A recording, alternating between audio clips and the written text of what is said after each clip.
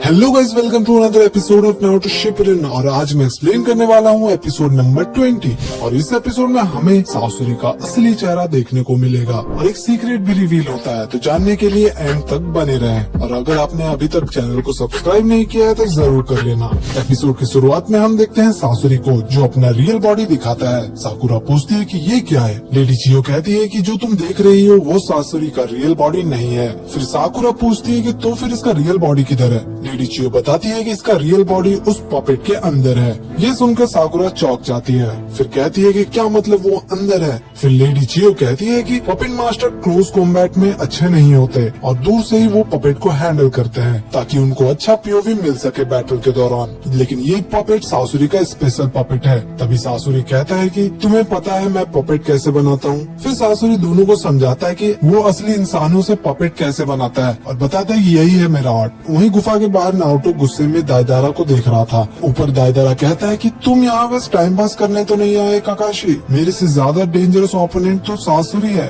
उसका आर्ट भले ही थोड़ा अलग है मेरे से, पर वो ज्यादा डेंजरस है। अंदर लेडी चियो कहती है कि तुम इसे आर्ट कहते हो। साकुरा पूछती है कि इसका क्या मतलब है। फिर लेडी चियो समझाती है कि बहुत पहले ये कभी एक अच्छा पपेट मेकर हुआ करता था, लेकिन इसका पैशन कुछ और था। ये जिंदा लोगों से पपेट बनाने लगा और अपने कलेक्शन में ऐड करता गया। और ये जो सामने पपेट दिख रहा है उसका नाम था हिरुको, जो आसपास के विलेज में रहता था। लेकिन ये उसे भी पपेट बना दिया और इसे कहते हैं ह्यूमन पपेट। साकुरा चौंक जाती है और कहते हैं कि ह्यूमन पपेट। तभी सासुरी कहता है तुम दोनों का भी यही हाल होने वाला है। फिर लेडी चियो साकुरा को समझाती है कि सासुरी को हराने से पहले हमें हिरुको से लड़ना होगा और सासुरी को बाहर निकालना पड़ेगा। साकुरा पूछती है कि वो हम कैसे करेंगे। फिर लेडी चियो बताती है कि मुझे लगा था मैं सब कुछ जानती हूँ इस पपेट के बारे में, पर मैं गलत थी। साकुरा ये सुनकर घबरा जाती है। फिर लेडी चियो बताती है कि हिरुको पहले से काफी बदल चुका है। ये पहले जैसा नहीं रहा। पपेट के ऊपर देखो एक सेल है जो शायद डिफेंस के लिए है और उसका हाथ भी कुछ अलग लग रहा है। ये सब अपग्रेड किया है सासुरी ने और हमें नहीं पता कि वो सारी चीजें क्या कर सकती है। फिर साकुरा कहती है कि तो फिर हम क्या करें।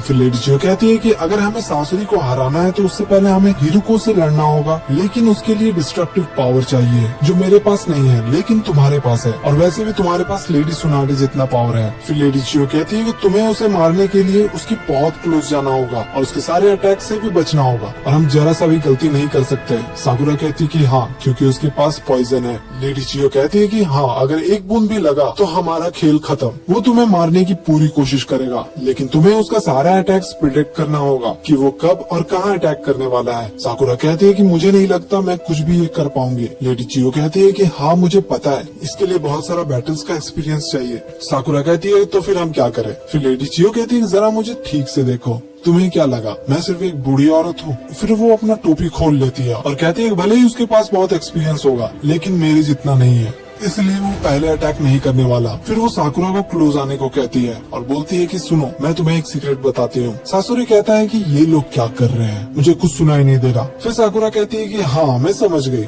फिर दोनों लेडी चियो और साकुरा अटैक करने के लिए जाते हैं और तभी सासुरी अपना मास्क हटा देता है और वो काफी डरावना था। बाहर दाइदारा कहता है कि चलो, लगता है अंदर तो चालू हो गया। तुम दोनों को क्या लगता है कितने देर टिकेंगे सासुरी के सामने।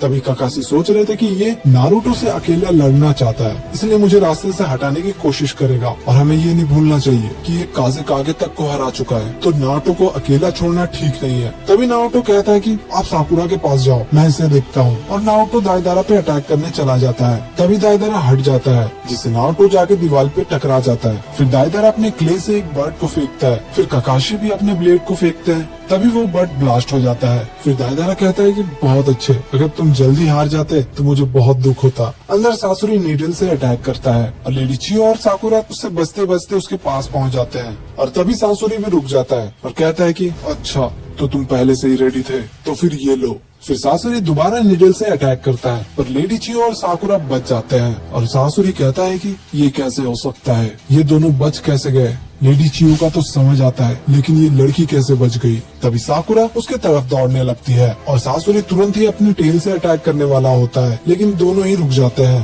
फिर सासुरी समझ जाता है कि वहाँ क्या चल रहा था और तभी लेडी चियो कहती है साकुरा तुरंत अटैक करो। और साकुरा भी पंच मार देती है सासुरी को। वहीं बाहर दाइदारा कहता है तुम सारे जिंजूरी की एक जैसे ही हो ना कोई दोस्त ना कोई बचाने वाला, और सब एक दूसरे से कनेक्टेड फील करते हो। लेकिन तुम्हारा दोस्त तो कब का मर चुका है और अब तुम्हारे साथ भी यही होगा। ये सुनते ही नारुतो बहुत गुस्सा हो जाता है। अगर गारा जिंदा नहीं है तो तुम भी नहीं बचने वाले। अंदर साकुरा पपेट को मारकर तोड़ देती है, लेकिन तभी हम देखते हैं कि उस पपेट के अंदर से कोई निकलता है। लेडी शियो कहती है, चलो तो फाइनली अब तुम बाहर आ गए, जरा अपना शकल तो दिखाओ सासुरी। और यहीं पे ये एपिसोड भी खत्म हो जाता है। तो मिलते हैं अगले एपिसोड में, और अगर आप जानना चाहते हो कि आगे क्या हुआ तो चैनल को जरूर सब्सक्राइब कर लेना। तब तक